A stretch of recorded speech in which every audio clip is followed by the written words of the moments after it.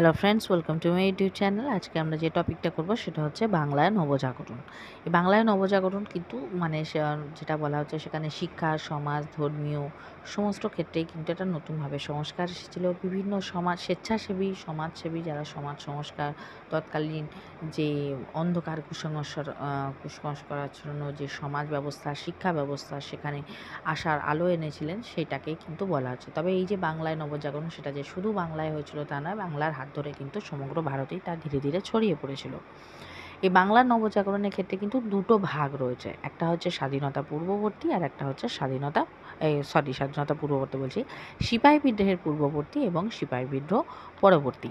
আজকের মূলত আমরা যেটা দেখব সেটা হচ্ছে সিপাহী বিদ্রোহ, অর্থাৎ 1857 পূর্ববর্তী বাংলায় যে সমাজ সংস্কার, শিক্ষা সংস্কার যেসব ব্যক্তিদের বা মনীষীদের হাত ধরে হয়েছিল সেটা দেখব। এরপরে যখন আবার আমরা সিপাহী বিদ্রোহ পরবর্তী যুগ দেখব, তখন আবার তার সেকেন্ড পার্ট যেটা সেটা আমরা দেখব। তো আজকের ক্লাসে মূলত আমরা যাদের সম্পর্কে আলোচনা করব তারা হলেন রাজা রামমোহন রায়, ঈশ্বরচন্দ্র বিদ্যাসাগর এবং ডিরোজিও এবং তার ইয়ং বেঙ্গল যে আন্দোলন করেছিল সেটা সম্পর্কে। তো ভিডিওটা প্রথম থেকে শেষ পর্যন্ত ধৈর্য সহকারে দেখো। আর যারা চ্যানেলে ফার্স্ট টাইম ভিজিট করছো তাদের জন্য বলবো কিন্তু অবশ্যই চ্যানেলকে সাবস্ক্রাইব করো, আর সাবস্ক্রাইব বাটনের পাশে থাকা যে বেল আইকন রয়েছে সেখানে অলে ক্লিক করো। তাহলে যখনই আমি কোনো নতুন ভিডিও তোমাদের জন্য আপলোড করব তার নোটিফিকেশান তোমাদের কাছে পৌঁছে যাবে।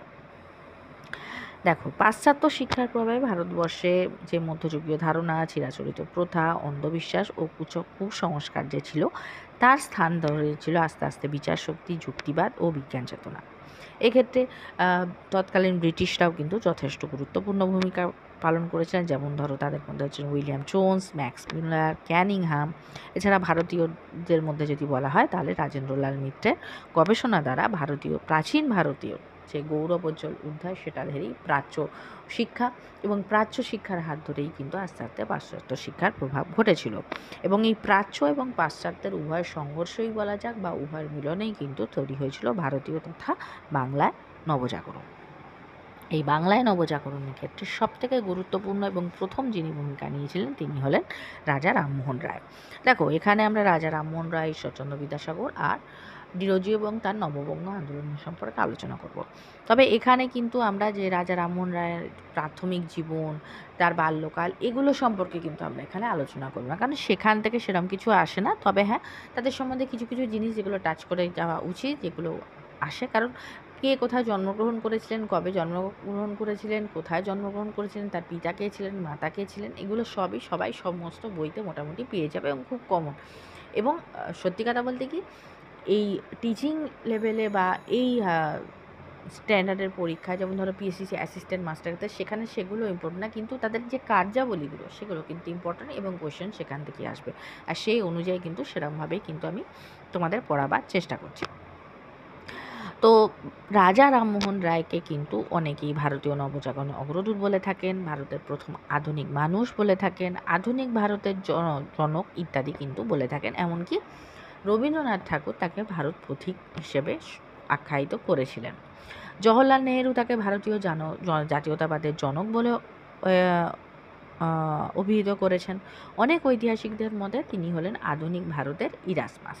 তাহলে এক্ষেত্রে বলা যায় যে আমাদের যে সাহিত্য, ধর্ম, শিক্ষা, সমাজনীতি, রাষ্ট্রনীতি, যাকে আমরা আধুনিক বলি না বলেই সেটাকে মনে করি না কেন, রাজা রামমোহন রায় হলেন তার অগ্রদূত।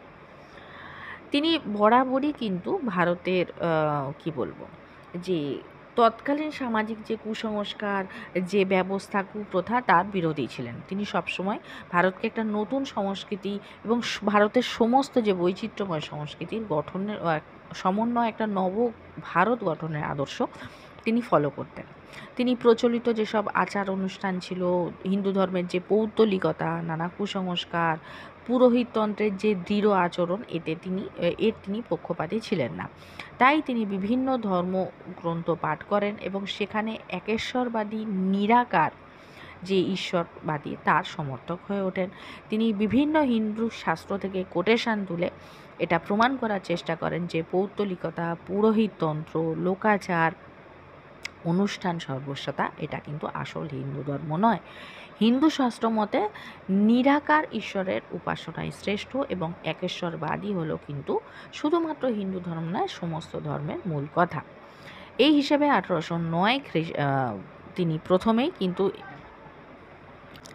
এই যে বহুত্ববাদ এর প্রথমেই কিন্তু তিনি 1804 খ্রিস্টাব্দে এই বহুবাদের বিরুদ্ধে এবং একেশ্বরবাদের সমর্থনে ফার্সি ভাষায় একটি পুস্তক রচনা করেন, যেটার নাম তুফাত উল মুহিদ্দিন।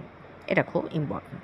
এবং এরপরে 1809 খ্রিস্টাব্দে তিনি আস্তে আস্তে কিন্তু এরকমভাবে তিনি শুধু যে একটি পুস্তক যে রচনা করেছিলেন তা নয়, এই একেশ্বরবাদের প্রচারে তিনি বিভিন্ন সময় বিভিন্ন জায়গায় বিভিন্ন পত্রপত্রিকাতেও তিনি লেখা শুরু করেন।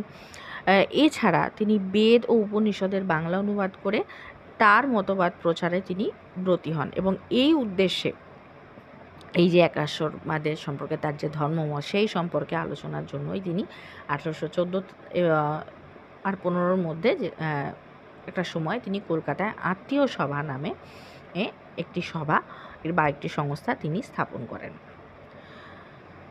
এবং এর পরবর্তীকালে তিনি এই মতবাদ আরও বেশি জোরদার হিসেবে প্রচার করার জন্য 1828, অনেকের মতে 1829 খ্রিস্টাব্দে তিনি ব্রাহ্ম সভা প্রতিষ্ঠিত করেন। পরবর্তীকালে অর্থাৎ 1830 খ্রিস্টাব্দে যেটি ব্রাহ্ম সমাজ নামে পরিচিতি লাভ করে।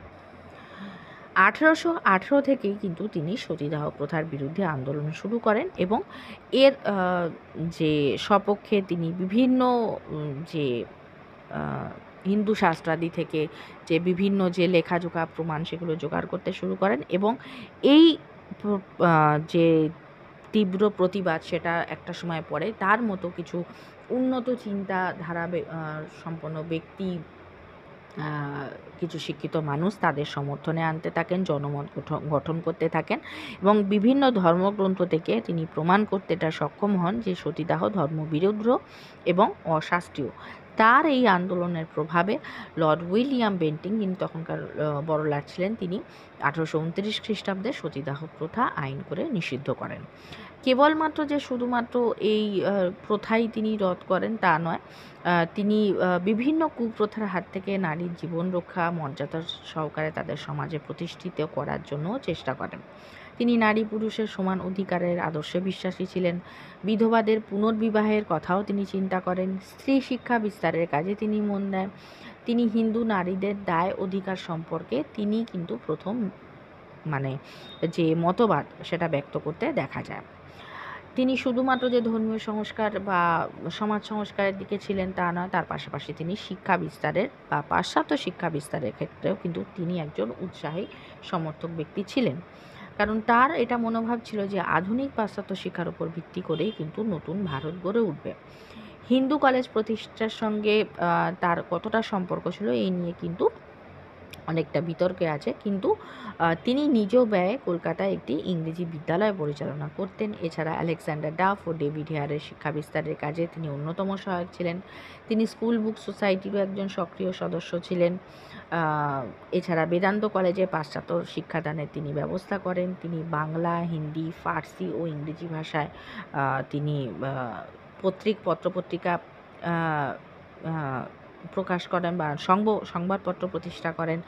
এছাড়াও 1823 খ্রিস্টাব্দে তিনি লর্ড আর্মহাস্টকে একটি লিখিত পত্র দেন। সেখানে তিনি ভারতবর্ষে গণিত, প্রাকৃতিক বিজ্ঞান, রসায়ন, অস্থিবিদ্যা, পাশ্চাত্য দর্শন শিক্ষা ইত্যাদি শিক্ষা দেওয়ার দাবি জানান।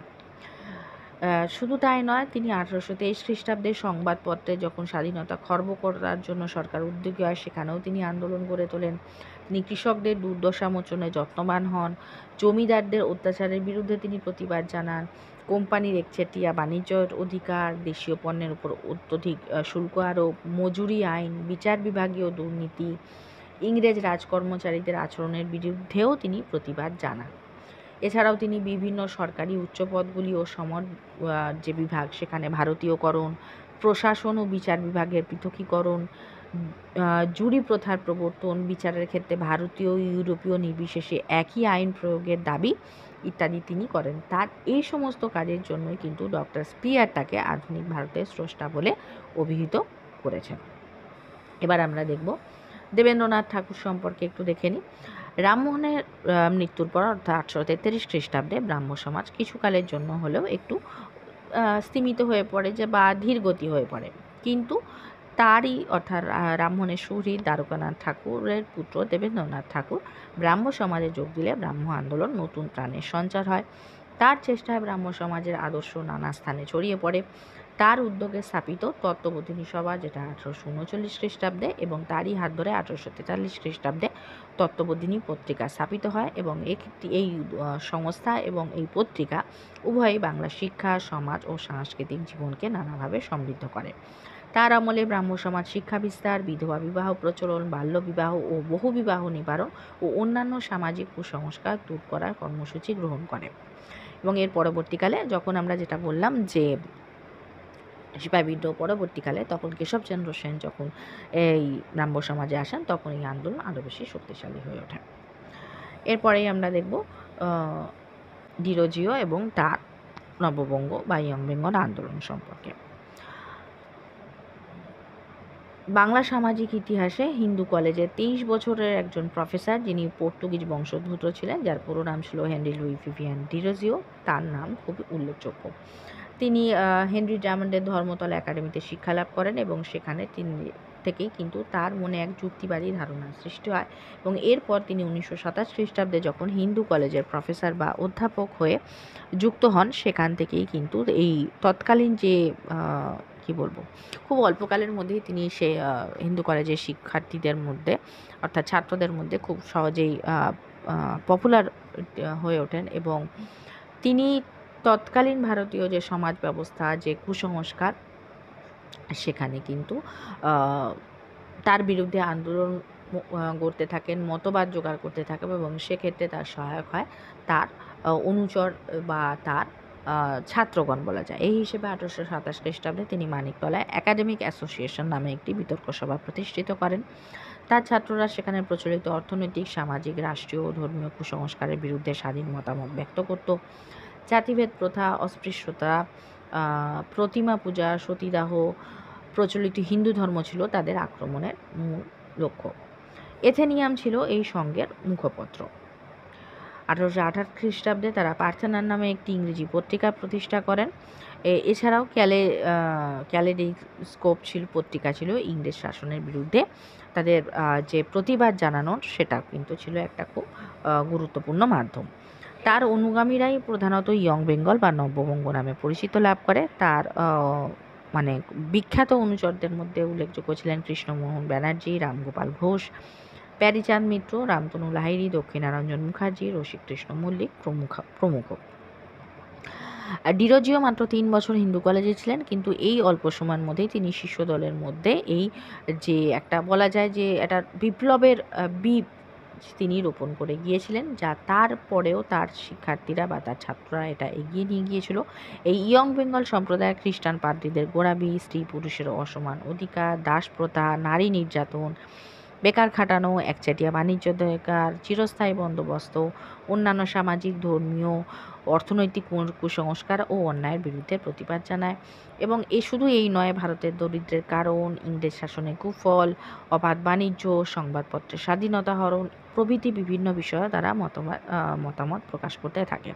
যদিও তৎকালীন সমাজে তাদের উচ্ছৃঙ্খল সমাজ, বিচ্ছিন্ন উগ্রগোষ্ঠী ইত্যাদি বলে কি বলবো, তাদের মনক্ষুণ্ণ করা হয়, তাদের এগেনস্টে প্রচুর প্রতিবাদ হয় একসময়, কিন্তু এই আন্দোলন ঝিমিয়ে পড়ে। কিন্তু ওই অল্প সময়ের জন্য হলেও কিন্তু এরা কিন্তু সেই সমাজে কিন্তু বা তাদের আন্দোলনকে জনসাধারণের সামনে তুলে আনতে এবং জনসাধারণের মনে খুব কম সময়ের জন্য হলেও প্রভাব ফেলতে তারা সফল হয়েছিল। এর পরবর্তীকালে আমরা আলোচনা করব সেটা হচ্ছে ঈশ্বরচন্দ্র বিদ্যাসাগর নামে প্রচলিত সাধারণ হিসেবে তিনি একজন সংস্কৃত সাধারণ পণ্ডিত হয়ে যে তিনি কতটা উচ্চ মানসিকতা সম্পন্ন এবং কতটা সমাজ সংস্কার তৎকালীন সমাজে, অর্থাৎ একজন হিন্দু গোঁড়া ব্রাহ্মণ পরিবারে জন্মগ্রহণ করেও সংস্কৃত পণ্ডিত হয়েও তিনি কতটা মানে যুগের থেকে এগিয়েছিলেন, নারী স্বাধীনতা, নারী শিক্ষা, সমাজ শিক্ষার ব্যাপারে কতটা সচেতন ছিল, সেটা কিন্তু আমরা তার বিভিন্ন কার্যাবলীর মাধ্যমেই দেখতে পাই। বিদ্যাসাগর তার মানুষের মঙ্গলের জন্য প্রথমেই কিন্তু তিনি শিক্ষা বিস্তারের দিকটাই কিন্তু তিনি লক্ষ্য দেন। তিনি সেই হিসেবে তিনি নিজ উদ্যোগে বাংলার বিভিন্ন স্থানে 35টি বালিকা বিদ্যালয় ও 20টি আদর্শ বিদ্যালয় প্রতিষ্ঠিত করেন। এর মধ্যে বেশ কয়েকটি তিনি নিজের ব্যয়েই চালাতেন। এছাড়াও তিনি অধ্যক্ষ হিসেবে যখন তিনি সংস্কৃত কলেজে অধ্যক্ষ হন, তখন কিন্তু তিনি সকলের জন্য বলতে এখানে আগে এটা ছিল যে সংস্কৃত কলেজে সংস্কৃত অধ্যয়ন করার অধিকার শুধুমাত্র কুলীন ব্রাহ্মণদের ছিল, অন্য কারোর ছিল না। সেখানে তিনি কায়স্থদের জন্য সেই দ্বার কিন্তু উন্মুক্ত করেন। এছাড়াও তিনি বেদান্ত ও সাংখ্যকে ভ্রান্ত দর্শন বলে পাঠ্যক্রম থেকে বাদ দেন। তিনি জনসাধারণের জন্য বর্ণপরিচয়, কথামালা, বোধোদয় প্রভৃতি গ্রন্থ রচনা করেন। তিনি মাতৃভাষার মাধ্যমে শিক্ষার পক্ষপাতী ছিলেন। তাকে সেই জন্যই আধুনিক বাংলা ভাষার পথপ্রদর্শক বলা হয় এবং সেই জন্যই রবীন্দ্রনাথ তাকে বাংলা ভাষার প্রথম যথার্থ শিল্পী বলে অভিহিত করেন। এছাড়াও তিনি কী করেন যে নিজ ব্যয়ে কলকাতায় মেট্রোপলিটন ইনস্টিটিউশন, যেটি বর্তমানে বিদ্যাসাগর কলেজ নামে পরিচিত, সেটা প্রতিষ্ঠিত করেন। বাঙালি মধ্যবিত্ত যুবকরা যাতে উচ্চশিক্ষার দরজা খুলে যায় তাদের জন্য, সেই জন্য স্বল্প বেতনে তিনি সেখানে শিক্ষার ব্যবস্থা করেন। এখানে শুধুমাত্র দেশীয় অধ্যাপকদের দ্বারা কলেজের শিক্ষা পরিচালনা করে তিনি দেখিয়ে যান যে ভারতীয় অধ্যাপকরাও কিন্তু ইংরেজদের অধ্যাপকের সমতুল্য এবং প্রয়োজনে তাদের চেয়েও উচ্চমানের শিক্ষা দিতে সক্ষম। বাংলায় উচ্চশিক্ষা বিস্তারে ভারতে ছিল এটি প্রথম বেসরকারি কলেজ। এছাড়াও বহুবিবাহ, বাল্যবিবাহ নিবর্তন, বিধবা বিবাহ প্রবর্তনের জন্য তিনি আন্দোলনে নামেন। বিভিন্ন ধর্মশাস্ত্র থেকে তিনি উদ্ধৃতি নিয়ে তার মতামতের যৌক্তিকতা প্রদর্শন করেন। এই হিসেবে 1856 খ্রিস্টাব্দে বিধবা বিবাহ আইন সিদ্ধ হয়। কেবলমাত্র বিধবা বিবাহ আইন পাশ করাই নয়, নিজ খরচে তিনি বেশ কিছু বিধবার বিবাহ দেন, এমনকি নিজ পুত্রেরও তিনি এক বাল্য বিধবার সঙ্গে বিবাহ দেন। নারী শিক্ষা বিস্তারের কাজেও তিনি গুরুত্বপূর্ণ ভূমিকা পালন করেন এবং বাংলার নারী মুক্তির ইতিহাসে তিনি ছিলেন একজন অনন্য ব্যক্তিত্ব। তো আজকের ভিডিও এই পর্যন্ত। যদি ভিডিও ভালো লেগে থাকে তাহলে অবশ্যই ভিডিওকে একটা লাইক করো, যারা চ্যানেলে নতুন চ্যানেলকে সাবস্ক্রাইব করো, আর সাবস্ক্রাইব বাটনের পাশে থাকা যে বেল আইকন রয়েছে সেখানে অলে ক্লিক করো, তাহলে যখনই আমি কোনো নতুন ভিডিও তোমাদের জন্য আপলোড করব তার নোটিফিকেশান তোমাদের কাছে পৌঁছে যাবে।